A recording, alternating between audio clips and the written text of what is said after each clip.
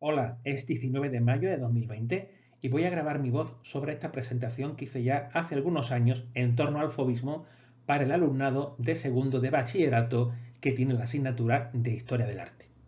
El fauvismo es una de las vanguardias históricas que van jalonando la historia del arte occidental entre las últimas décadas del siglo XIX y las primeras décadas del siglo XX, aunque en concreto esta tendencia corresponde con la primera década del siglo XX.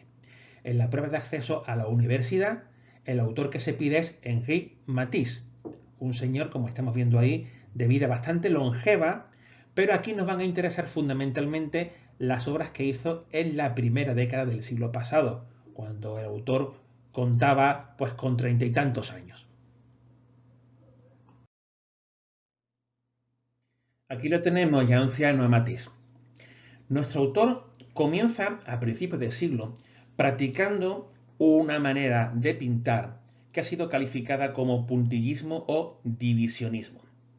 Este puntillismo-divisionismo era uno de los muchos planteamientos que habían surgido a partir de los hallazgos del impresionismo. Por eso colocamos al puntillismo dentro de esa especie de cajón desastre que llamamos el postimpresionismo. Y en ese puntillismo habían destacado dos autores que son Seurat y Signac. Precisamente aquí tenemos una obra de Signac pintada en 1900, es decir, ya bastante después de que apareciera el impresionismo. Es el Palacio de los Papas en Aviñón.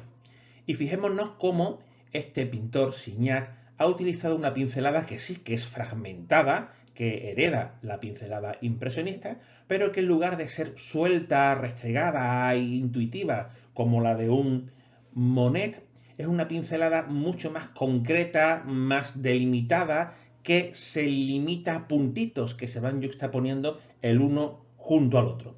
Eso sí, con la misma intención que tenían los impresionistas clásicos de captar cómo la luz incide en el agua, en los muros del palacio, en la atmósfera, etc.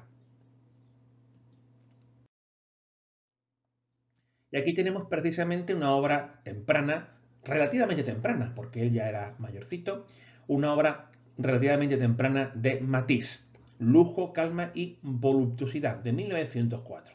Es una obra que evidentemente se encuadra dentro del puntillismo, del divisionismo, cosa que creo que queda bastante clara con esas pinceladas concretas que estamos viendo en esta imagen que representa a un conjunto de figuras al borde del mar.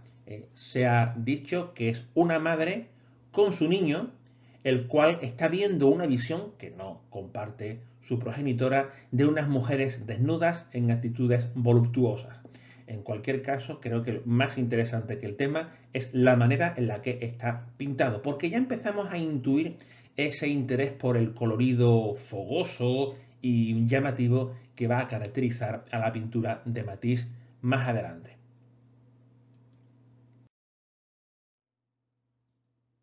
Un motivo recurrente en el pintor es la ventana abierta. Precisamente así se llama esta obra de 1905 en la que tenemos que distinguir dos partes. En el centro del lienzo encontramos la representación de lo que se ve a través de esta ventana, que es una marina pintada de una manera impresionista más ortodoxa que la obra anterior, que era más puntillista. Ahí estamos viendo esa pincelada larga y restregada que es propia de los impresionistas clásicos, intentando captar la reverberación de la luz en el agua y en la atmósfera. Pero ahora fijémonos en los laterales del cuadro, fijémonos en la pared en la que se abre esta ventana. Está pintada a base de grandes manchas de colores intensos. No existen en la realidad paredes pintadas de verde y de rosas combinadas de esta manera. Es evidentemente una recreación subjetiva del propio pintor que está intentando obtener, según sus palabras, una calma mucho más intensa.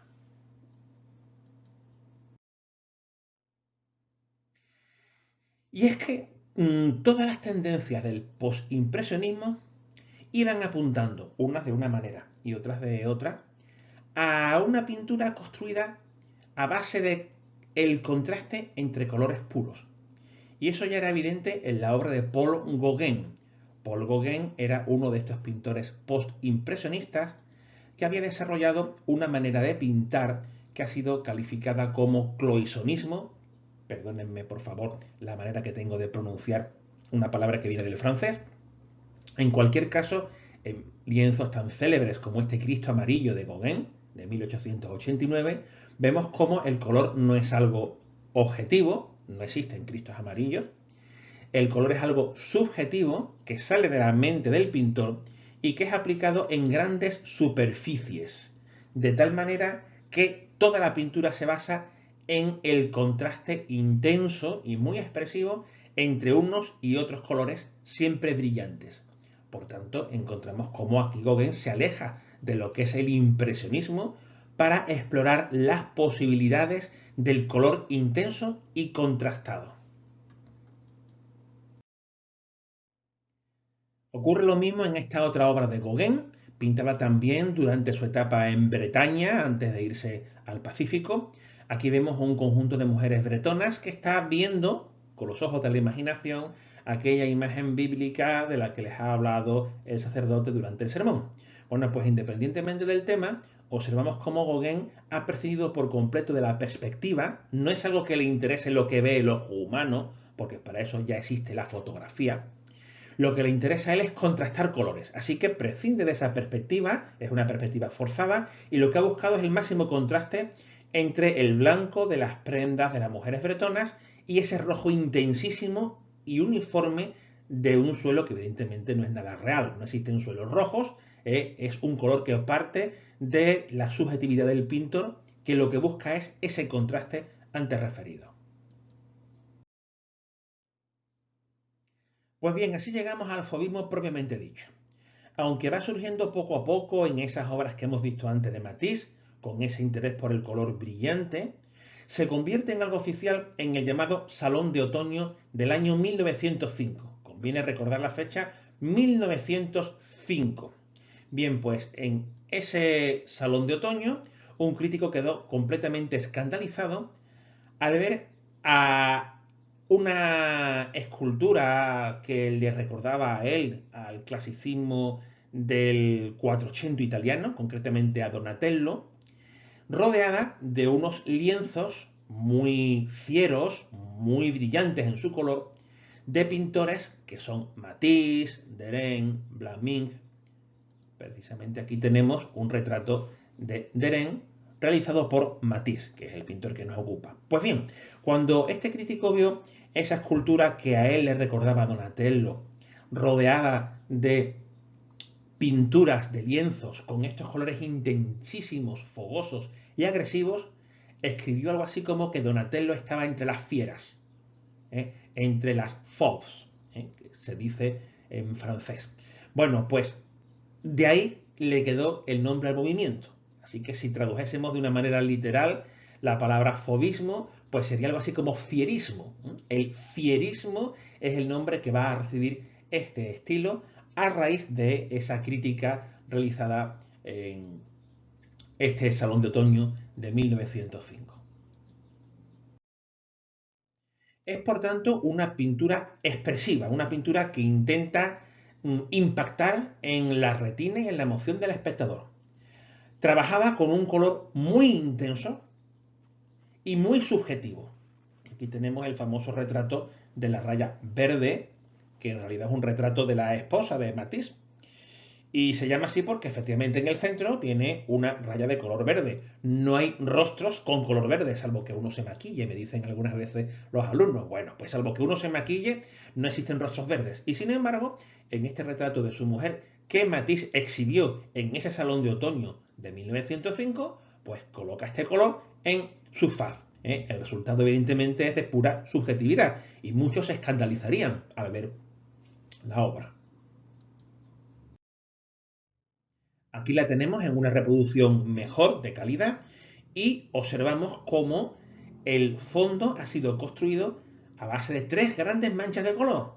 Una rosa, otra naranja y otra verde, contrastando a su vez con el color prácticamente azul del cabello de su esposa y con el color del vestido que lleva.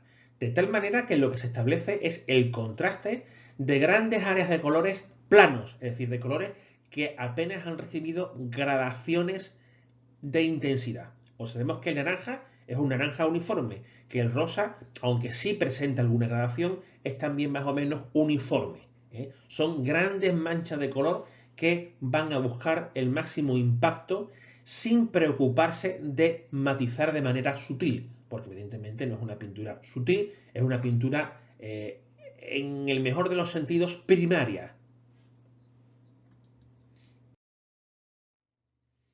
Y eso también se evidencia en esta pintura realizada inmediatamente después, entre 1905 y 1906, La alegría de vivir, quizá una de las más importantes suyas, en la que observamos un campo en el que retozan una serie de figuras, tanto masculinas como femeninas, desnudas, que descansan, tocan instrumentos musicales, se dedican al amor, están llevando a unas cabritas, tenemos ahí al fondo a la derecha un personaje, un pastor seguramente, que conduce unas cabras y que a su vez sopla un instrumento musical, hay mujeres que están durmiendo, hay hombres al fondo que están bailando, son escenas de deleite sensual, de deleite de los sentidos, de reconocer el placer del propio cuerpo desnudo en el campo y esa sensación de placer, de alegría, que es el título del cuadro, de plenitud con la naturaleza,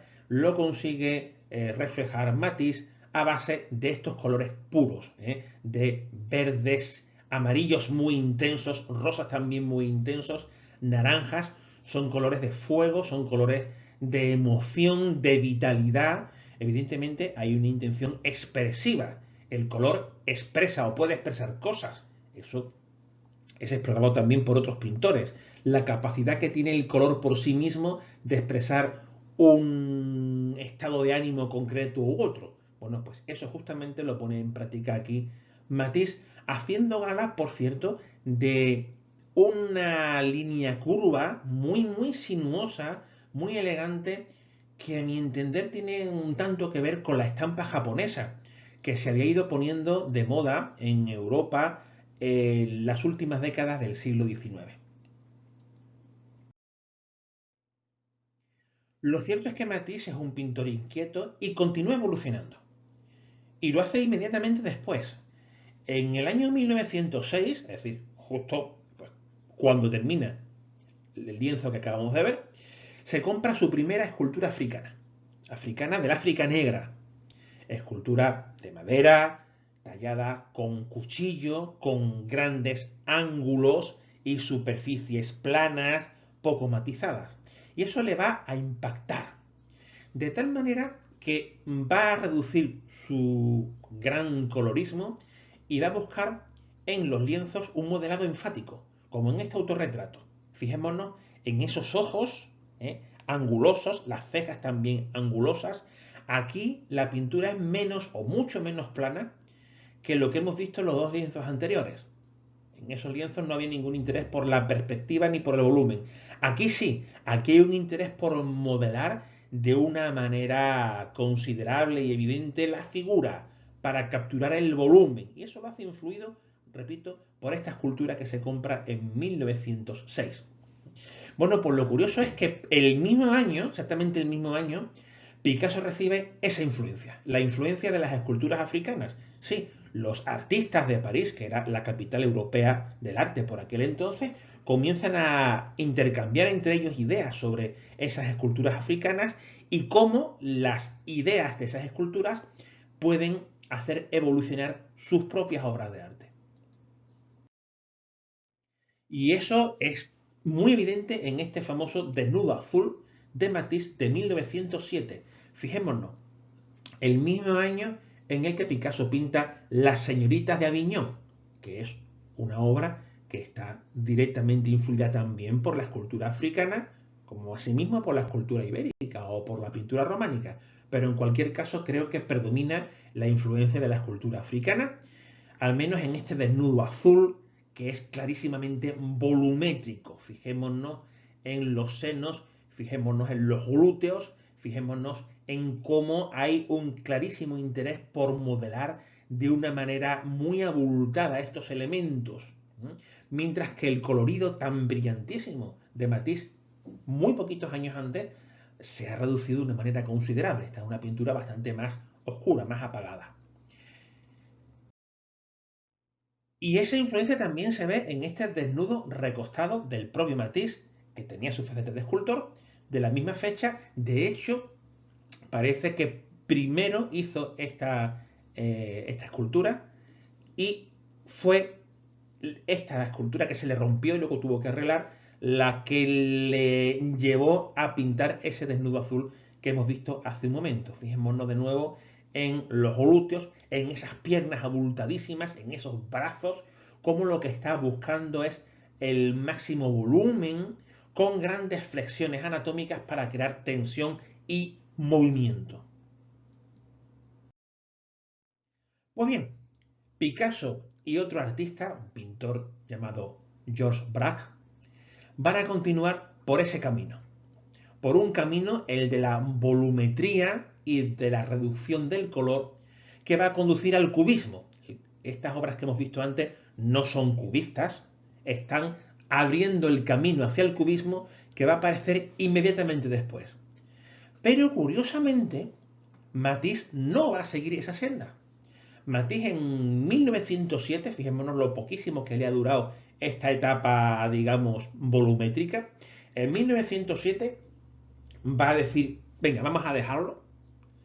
Y mientras al año siguiente Picasso realiza más avances hacia el cubismo y Braque comienza a pintar esos paisajes grisáceos y geométricos que van a dar un lugar enseguidita al cubismo, Matisse renuncia y vuelve a pintar lienzos con grandes colores planos, como esta obra llamada El Lujo II.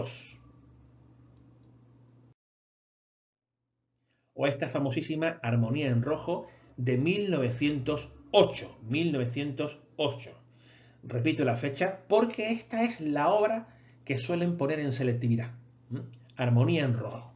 Así que mucho ojo porque es justamente una pintura que nos permite hablar de las características de este movimiento. Es una señora que está poniendo la mesa en un interior de un hogar con una ventana en la parte izquierda del lienzo que se abre a un jardín en el que vemos pues, unos árboles y un edificio al fondo. Observamos cómo la perspectiva es una perspectiva prácticamente inexistente. De hecho, es casi difícil distinguir entre la mesa y la pared. No hay una búsqueda de la profundidad como tampoco del volumen. Fijémonos en que la señora que está poniendo la mesa no tiene volumen, es una figura plana completamente, y como incluso la silla, que sí tiene una tridimensionalidad, la silla que está a la izquierda, pues tampoco tiene volumen. Es todo lo contrario de lo que ya ha hecho justo antes el propio Matisse.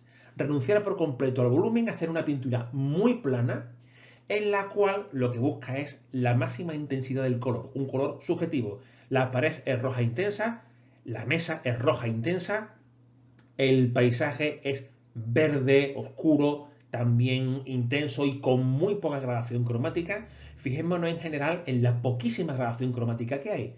Si acaso esas ramas que vemos ahí con un azul un poco más matizado, con negros, pero el rojo es rojo uniforme. El verde del fondo es verde también casi uniforme. El blanco del delantal es un blanco uniforme. No hay ningún interés por matizar el color, sino por intensificar y contrastar al máximo este color. Habría que añadir de nuevo la influencia de la estampa japonesa.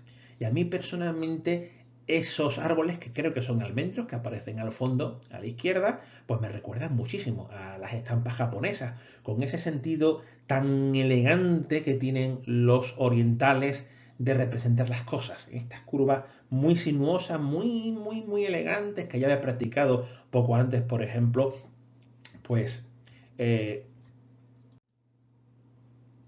famoso Toulouse-Lautrec, aunque Toulouse-Lautrec no tenga nada que ver con esto.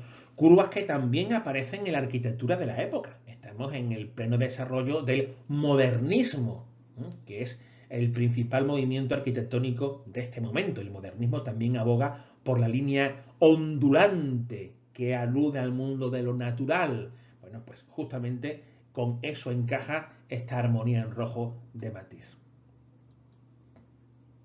Por cierto, el título Armonía en rojo está justificado, evidentemente, pero lo cierto es que el lienzo estaba pintado antes en azul. Y terminemos con la obra más famosa de Matisse, La danza, 1909-1910. Fijémonos que no hemos salido de la primera década del siglo, aunque Matisse viviera mucho más tiempo, pero estas son las obras que nos interesan. Esta de la danza está inspirada en La alegría de vivir, lienzo que vimos antes.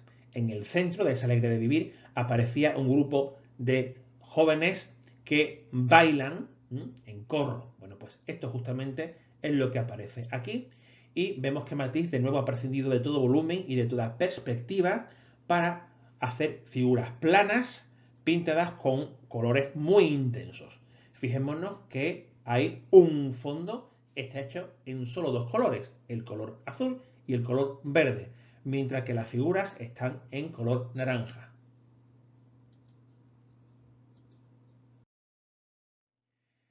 Decía el propio Matisse, en esta composición mi primer y principal elemento de construcción era el ritmo.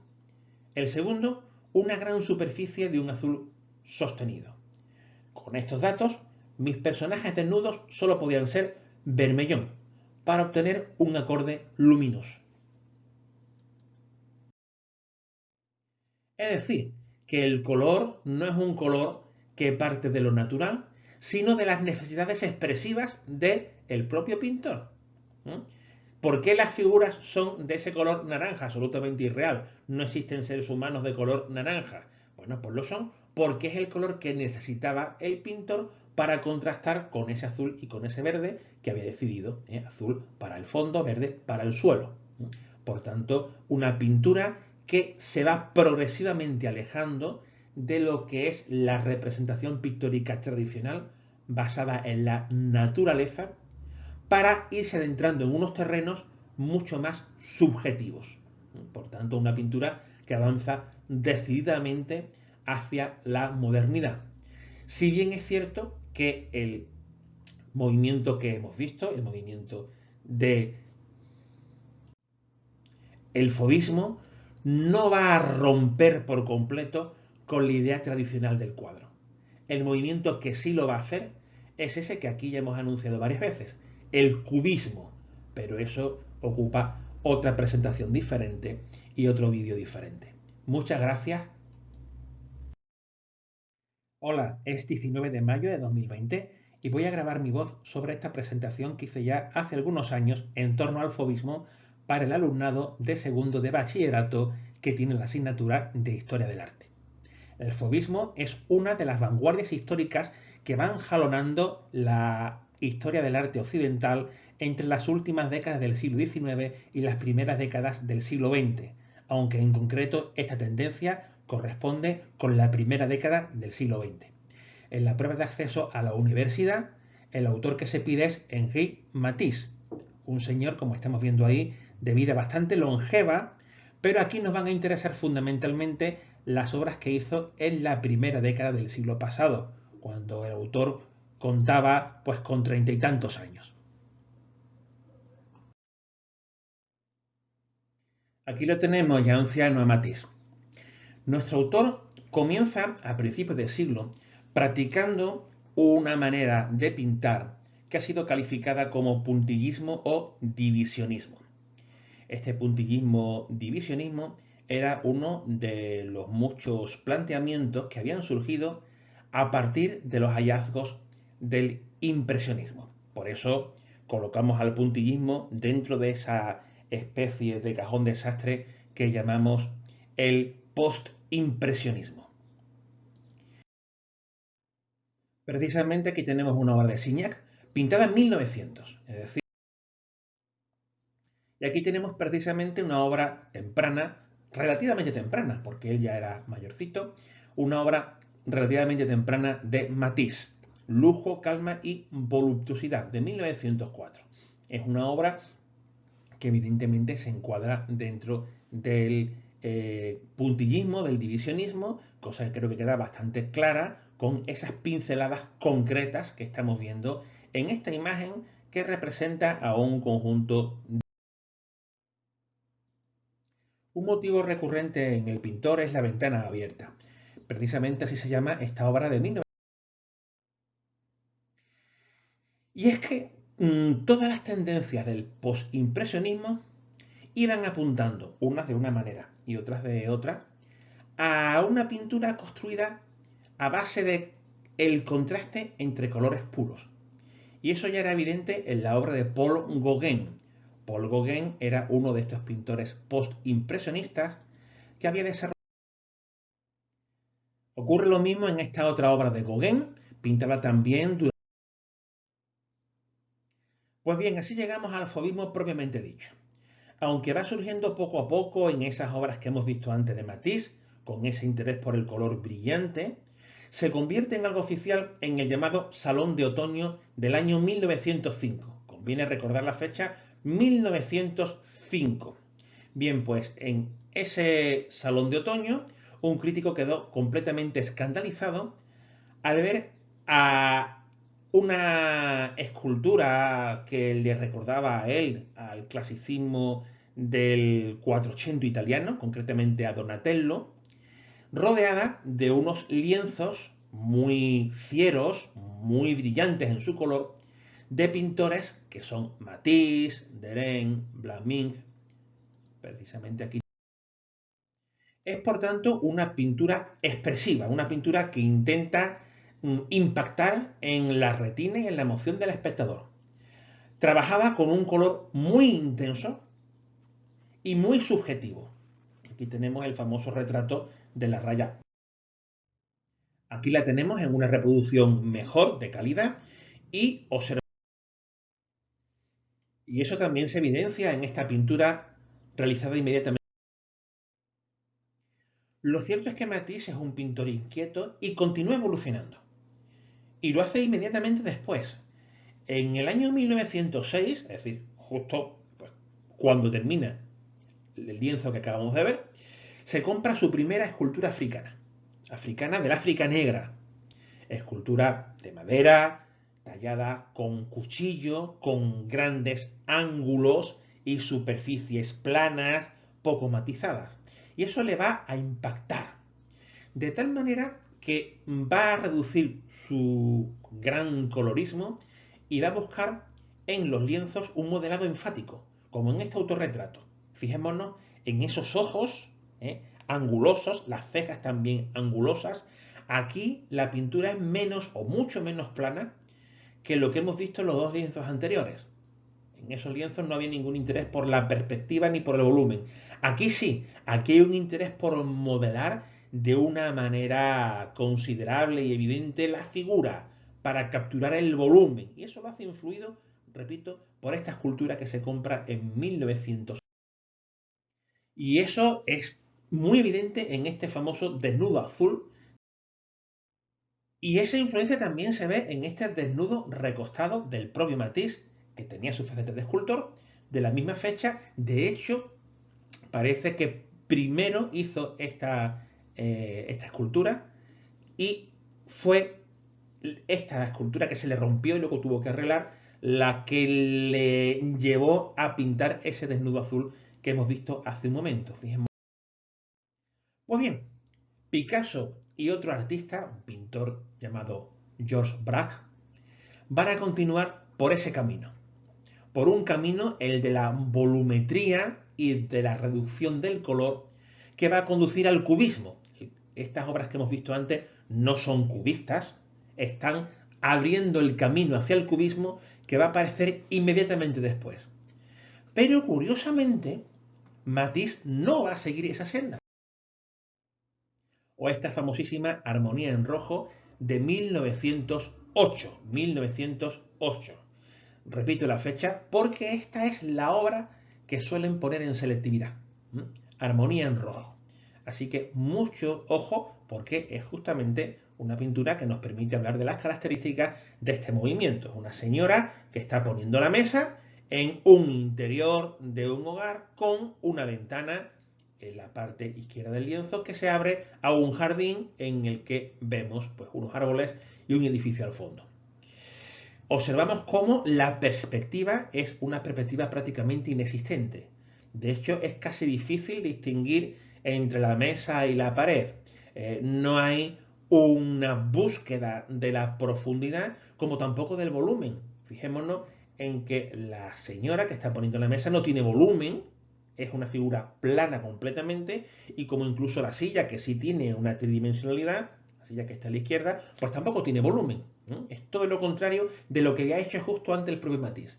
Renunciar por completo al volumen, hacer una pintura muy plana, en la cual lo que busca es la máxima intensidad del color, un color subjetivo. La pared es roja intensa, la mesa es roja intensa, el paisaje es verde oscuro, también intenso y con muy poca gradación cromática. Fijémonos en general en la poquísima gradación cromática que hay. Si acaso esas ramas que vemos ahí con un azul un poco más matizado, con negros, pero el rojo es rojo uniforme. El verde del fondo es verde también casi uniforme. El blanco del delantal es un blanco uniforme. No hay ningún interés por matizar el color, sino por intensificar y contrastar al máximo este color. Habría que añadir de nuevo la influencia de la estampa japonesa.